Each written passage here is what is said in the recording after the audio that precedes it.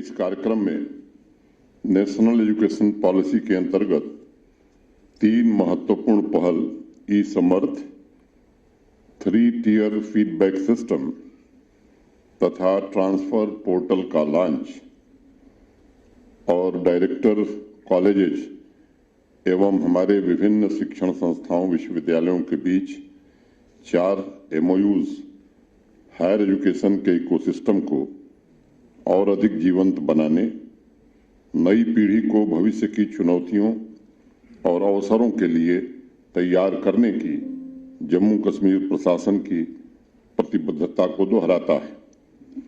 142 government college, 9 universities, 2 central universities, 208 private college आज जम्मू कश्मीर की knowledge एवं इनोवेशन बेस्ड व्यवस्था को आगे बढ़ाने में अपना योगदान दे रहे हैं। हायर एजुकेशन डिपार्टमेंट ने नेशनल एजुकेशन पॉलिसी को अडॉप्ट करके 22-23 के एकेडमिक सेशन से इसे सभी अंडर ग्रेजुएट प्रोग्राम में लागू करने में सफलता प्राप्त की है। मैं सभी यूनिवर्सिटीज के vice chancellors, faculty members, college के प्रिंसिपल्स, हायर एजुकेशन डिपार्टमेंट को इस उपलब्धि के लिए हृदय से बधाई देना चाहता हूं।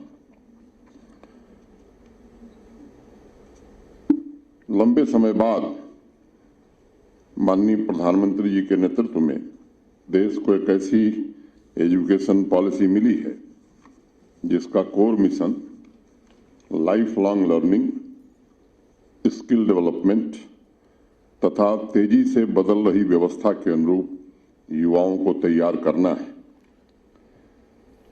अगर आप देखें तो कैसे वक्त में हम खड़े हैं जब दुनिया की 5वीं बड़ी अर्थव्यवस्था हम हो गए। विकसित भारत कैसा होगा, आने वाले दिनों का लक्ष्य क्या होगा, बार बार आप सब सुन रहे हैं। ये $5 ट्रिलियन की इकॉनमी को $10 ट्रिलियन की इकॉनमी हम बनाना चाहते हैं। दुनिया की तीसरी बड़ी अर्थव्यवस्था हम बनना चाहते हैं। मैं उसके विस्तार में नहीं जाना चाहता, लेकिन एक बात सबको समझने की है कि जब पुरातन काल में हमारी अर्थव्यवस्था दुनिया की के बाकी देशों से बेहतर थी, जब हम सोने की चिड़िया कहे जाते थे, तब भी हमारी अर्थव्यवस्था इस कारण मजबूत हुई थी कि हम नॉलेज इकॉनमी थे, नॉलेज सुपर पावर थे। और अगर इस लक्ष्य को भी हमें प्राप्त करना है तो फिर से हिंदुस्तान को नॉलेज सुपर पावर बनना ही होगा। और मैं समझता हूं NEP उसमें हमारा सहयोग भी करेगी, मार्गदर्शन भी करेगी। मैं अक्सर नौजवान बच्चों से, बच्चियों से कहता हूं कि आप सौभाग्यशाली हैं कि आप एक ऐसे समय में विद्यार्थी बने हैं जब शिक्षा व्यवस्था में नई नीतियों की वजह से क्लासरूम और कैंपस में एक आमूल-चूल परिवर्तन हो रहा है। आपकी इंडिविजुअलिटी के ग्रोथ को ध्यान में रखते हुए एजुकेशन इकोसिस्टम को नए सिरे से निर्मित किया जा रहा है। लेकिन जहां हमें अपनी उपलब्धियों पर गर्व होना चाहिए, मुझे लगता है हमें आत्मविश्लेषण भी करना चाहिए। 200 एजुकेशनल इंस्टीट्यूशंस की जब लिस्ट आती है दुनिया भर के, हम कहां खड़े रहते हैं? हमारे देश के कितने शिक्षण संस्थान हैं जो उसमें स्थान बना पाते हैं? क्या जम्मू कश्मीर का भी कोई शिक्षण संस्थान उस सूची में अपना नाम दर्ज करा सकेगा? क्या इस बात पर सोचने का समय आ गया है? मैं समझता हूं कि ये प्रश्न हैं जिन पर मैं सभी सम्माननीय कुलपति महोदय से विनम्रतापूर्वक अनुरोध करूंगा कि इन प्रश्नों पर हमें विचार करने की आवश्यकता है। NEP हम इंप्लीमेंट कर रहे हैं, अच्छा कर रहे हैं, लेकिन बदलते हुए परिवेश में, चाहे वो अंतर्राष्ट्रीय परिवेश हो, चाहे हमारा राष्ट्रीय परिवेश हो, जम्मू कश्मीर की भूमिका को अब हम सीमित नहीं कर रख सकते हैं। और इसलिए मेरा आप सबसे निवेदन है, और एक बात हमें ध्यान में रखनी चाहिए, विश्वविद्यालय में जिन बच्चों का हम एडमिशन लेते हैं सामान्य रूप से देखिए तो जब हम लोग पढ़ाई करते थे उस समय और आज में स्कूल, कॉलेज और विश्वविद्यालय में एडमिशन पाना स्वयं में एक बड़ी भारी चुनौती हो गई है। जो बेस्ट स्टूडेंट्स हैं वो यूनिवर्सिटीज में आ रहे हैं। अभिभावकों की भी हमसे अपेक्षा है, फिर हमें बेहतर परिणाम देना ये हमारी जिम्मेदारी है। बहुत भरोसे के साथ अभिभावक अपने बच्चे को किसी शिक्षण संस्थान में भेजता है। और दूसरा पक्ष और भी हमें देखने की जरूरत है कि सामान्य रूप से शिक्षा के क्षेत्र में जो लोग आज काम कर रहे हैं, अगर प्राइवेट सेक्टर से हम तुलना करें तो जो ऐसे शिक्षण संस्थान हैं जो निजी क्षेत्रों में काम कर रहे हैं उनकी तुलना में सुविधाएं हों या मैं कहूं कि एकेडमिक एक्सेलेंस हो, उस दृष्टि से गवर्नमेंट सेक्टर में बहुत अच्छे लोग काम कर रहे हैं।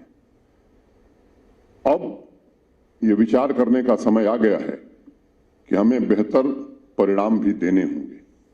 और मैं जानता हूं आप में से अनेक लोगों ने इसके लिए कठिन परिश्रम किया है, ढेर सारी उपलब्धियां हासिल की हैं, लेकिन मैं बार बार एक बात कहता हूं कि हमारा कंपटीशन खुद से है। जब काम अच्छा होता है तो दूसरे से हम तुलना नहीं करते, खुद हमने जो रिकॉर्ड बनाया है वही हमारे लिए मार्गदर्शक होता है। उससे बेहतर रिकॉर्ड बनाना ये मैं आप सबसे निवेदन करना चाहता हूं, सभी वाइस चांसलर से, सभी कॉलेज के प्रिंसिपल से, सभी टीचर से। और मैं समझता हूं कि अब समय आ गया है कि हम इन प्रश्नों पर भी विचार करें। एनईपी लागू करना आवश्यक है, लेकिन केवल एनईपी लागू करके हम सब कुछ पा लेंगे, मैं समझता हूं संभव नहीं है। इसलिए इन प्रश्नों पर भी हमें विचार करने की जरूरत है। नेशनल एजुकेशन पॉलिसी का प्रमुख उद्देश्य क्या है? कॉलेज में जो बच्चा दाखिला ले रहा है, एडमिशन ले रहा है, उसे मल्टी डायमेंशनल डेवलपमेंट कैसे मिल सके, नौकरी खोजने के बजाय समाज के बाकी लोगों को कैसे रोजगार दे सके, थियरी और प्रैक्टिकल के ज्ञान के बीच जो गैप मौजूद है उस गैप को कैसे भरा जा सकता है। एनवायरमेंटल, साइंटिफिक, टेक्निकल ट्रांसफॉर्मेशन और ग्लोबलाइजेशन की वजह से सामाजिक और आर्थिक व्यवस्था में बहुत तेजी से परिवर्तन हो रहा है। मेहता जी जिक्र कर रहे थे। इन परिवर्तनों में संतुलन बनाना तथा भविष्य को नया स्वरूप देने के लिए क्रिएटिव और इनोवेटिव पॉलिसी रिस्पांस पर काम करना, ताकि नॉलेज सोसाइटी और इकोनॉमिक ग्रोथ एक दूसरे के पूरक बन सकें, इन प्रश्नों पर भी विचार करने की आवश्यकता है। जिस प्रकार आज परिवर्तन तेजी से हो रहे हैं, जिस तेजी से नई तकनीक को अडॉप्ट किया जा रहा है, उससे ये अनुमान लगाया जा सकता है कि नई पीढ़ी अगर अपना कैरियर तलाश कर रही है तो कम से कम ग्रोथ के लिए एक नहीं 7 एडिशनल स्किल्स की अब जरूरत पड़ेगी। और बहुत से शिक्षाविद मानते हैं कि इन सभी स्किल्स में 21वीं सदी के 3 स्किल्स, डिसिप्लिनरी स्किल, थिंकिंग एवं क्रिएटिविटी स्किल और सोशल और बिहेवियरल स्किल की आवश्यकता सबसे ज्यादा होगी। आज हमारे सामने सबसे बड़ी चुनौती क्या है?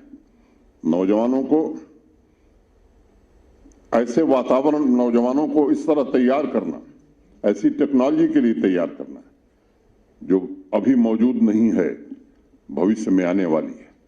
आज जो नवीनतम टेक्नोलॉजी है कल पुरानी हो जा रही है। कोविड के दौरान हमने देखा है, निकट भविष्य में इसे हम कैसे करें, मुझे लगता है कि इसके लिए हमको काम करने की जरूरत है।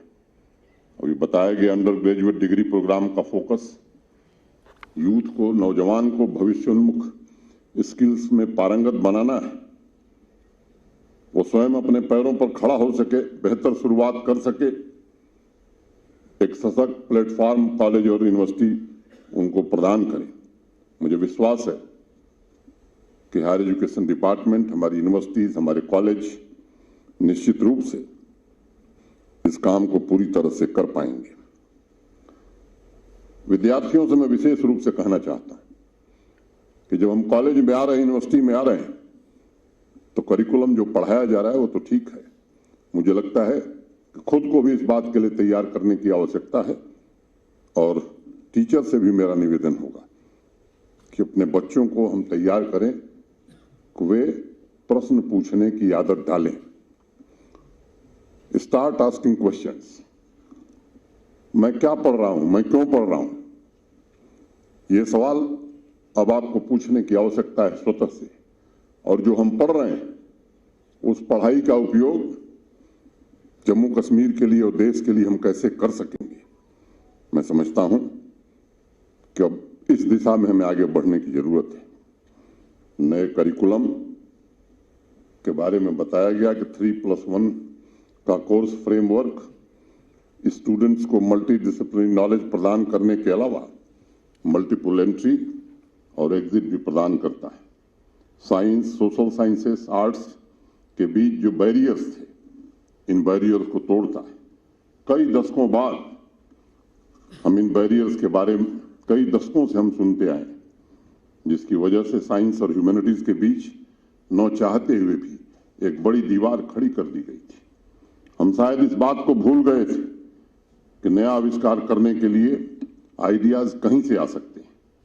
एक छोटा किस्सा मैं आपको बताऊं, आप में से अनेक लोगों को मालूम होगा, पैराशूट का आविष्कार 1783 में लुईस सेबेस्टियन नाम के एक आदमी ने किया था।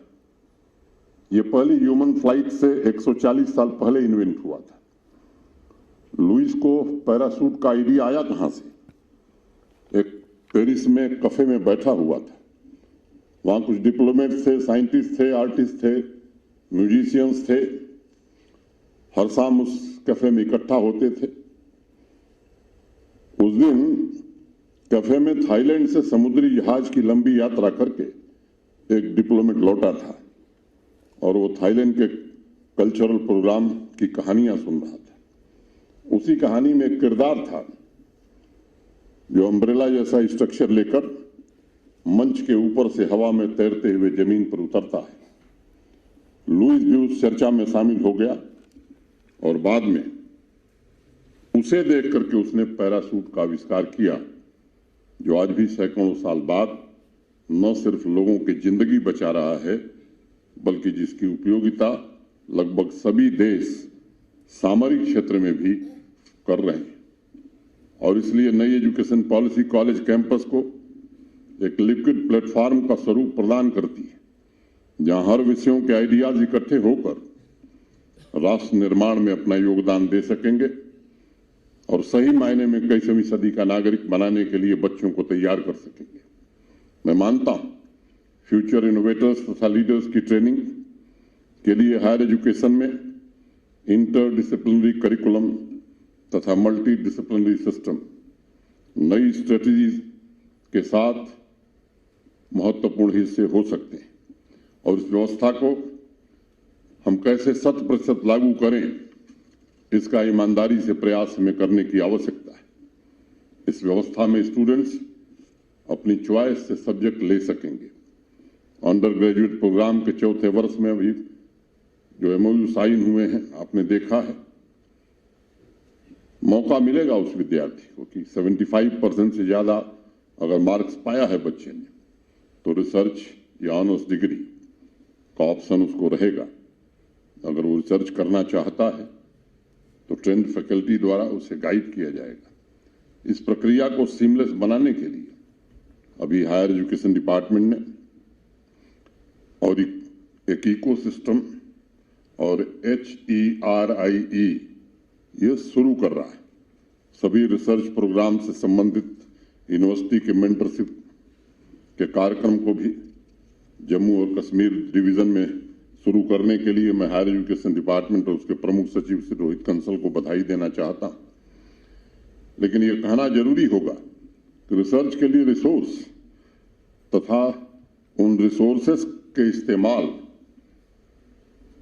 का फ्रीडम जरूरी है और हमारे रिसर्च हब्स तथा रिसर्च लैब्स स्टूडेंट्स को रिसोर्स एवं फ्रीडम उपलब्ध रहे, इसकी व्यवस्था हमें सुनिश्चित करनी चाहिए। मैं आप लोगों से एक वाक्य और साझा करना चाहूंगा। कोरोना काल में हम सबने ऑनलाइन लर्निंग के महत्व को समझा और उसे स्वीकार किया। सिक्योरिटी के लिए लाइव वीडियो मॉनिटरिंग तथा एजुकेशन के लिए लाइव वीडियो लर्निंग किसी क्रांति से कम नहीं है।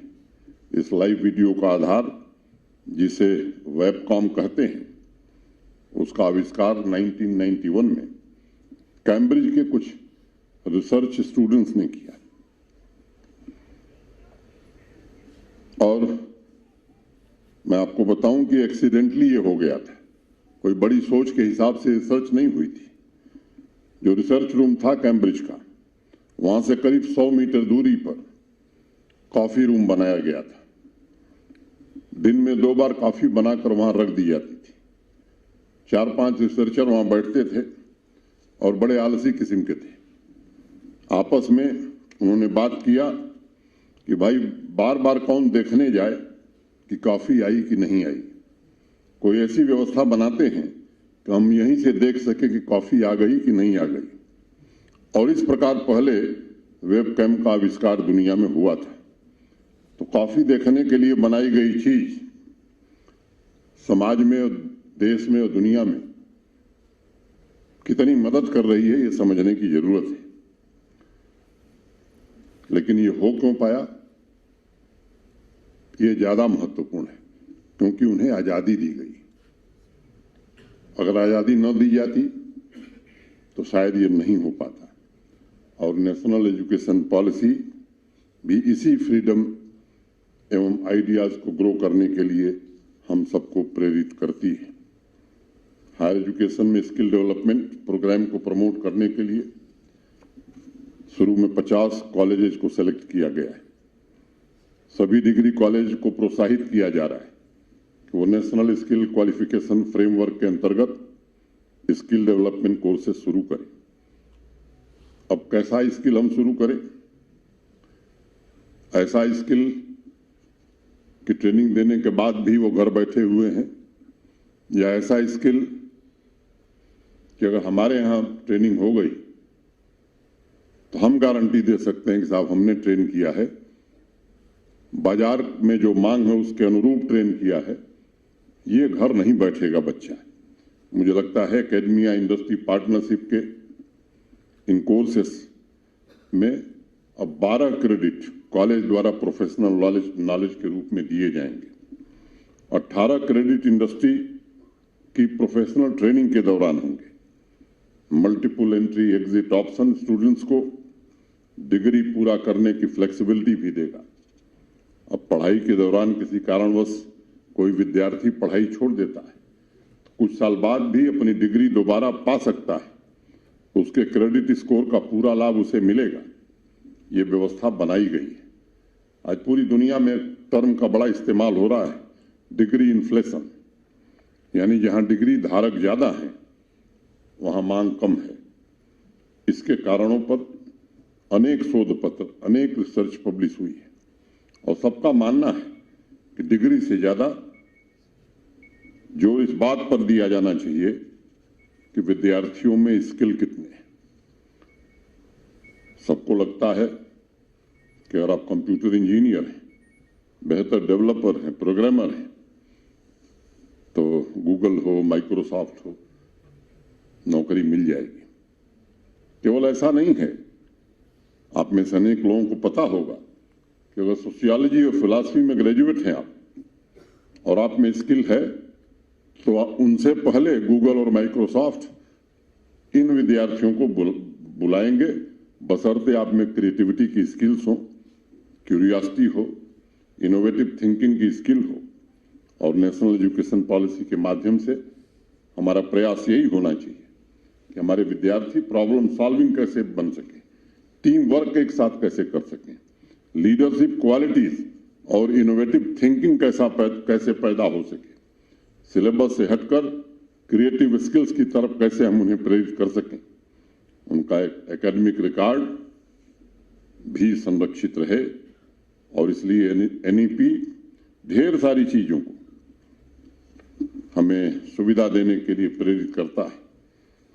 मैं सभी फैकल्टी मेंबर से अनुरोध करूंगा कि यह आप सबकी जिम्मेदारी, हम सबकी सामूहिक जिम्मेदारी। कोई एक व्यक्ति इस काम को नहीं कर सकता है, लेकिन जिस नई दुनिया में हम जी रहे हैं उसमें हम अपने बच्चों में, जम्मू कश्मीर के विद्यार्थियों में कैसे ये स्किल पैदा करें, इसके लिए हमें जी जान से जुटना पड़ेगा। मेहता जी ठीक कह रहे थे, गूगल से बहुत सारी चीजें जानकारी के तौर पर मिल जाती हैं, लेकिन गूगल जानकारी दे सकता है, ज्ञान तो गुरु ही देगा, और उसमें आपकी भूमिका महत्वपूर्ण है। और मैं आप सबसे निवेदन करना चाहता हूं कि इस अच्छे से कैसे हम इस पूरी व्यवस्था को चला सकें। एक छोटा सा संवाद आपका, एक छोटी सी आपकी पहल रिसोर्स फ्रीडम नए आविष्कार को जन्म दे सकता है। और जम्मू कश्मीर के बच्चे भी पैरासूट या वेबकैम का इन्वेंशन आने वाले दिनों में कर सकें, ऐसी व्यवस्था हमें बनाने की कोशिश करनी चाहिए। इसलिए मैं आप सबसे आग्रह करना चाहता हूं कि आप सब मिल करके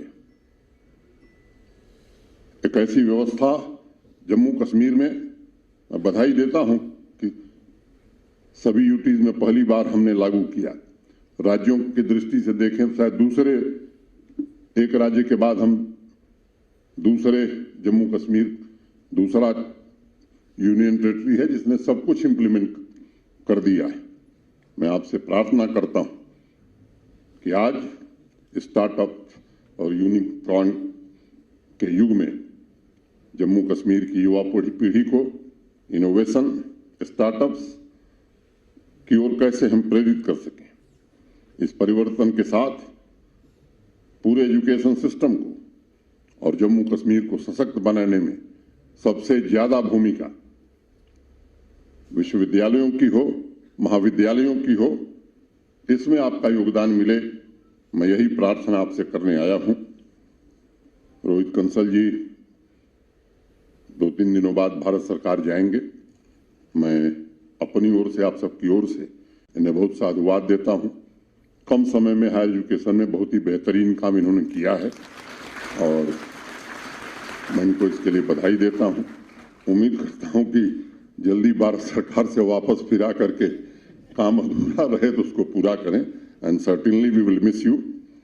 एक स्टेट यूनिवर्सिटी एक्ट को लेकर के बहुत चर्चा है, कई सम्माननीय कुलपतियों से मेरी चर्चा हुई है। मैं रोहित कंसल जी से मैंने कहा था, वो जा रहे हैं इसलिए आपसे संवाद नहीं कर सके। ढेर सारे विषयों पर हम फ्लेक्सिबल हैं, लेकिन कुछ बुनियादी चीजें हैं जिसकी चर्चा मैंने आपसे की है। बृहद कंसल्टेशन के बाद उसे एक रूप दिया गया है। आपके जो भी सुझाव होंगे उसे जरूर विचार किया जाएगा और शिक्षा, उच्च शिक्षा खास तौर से आपको चलाना है, मुझे या चीफ सेक्रेटरी साहब को नहीं चलाना है। लेकिन ये हम जरूर आपसे निवेदन करेंगे कि व्यवस्था हम ऐसी बनावें जो लक्ष्य हम प्राप्त कर सकें, जिन लक्ष्यों का जिक्र मैंने किया है।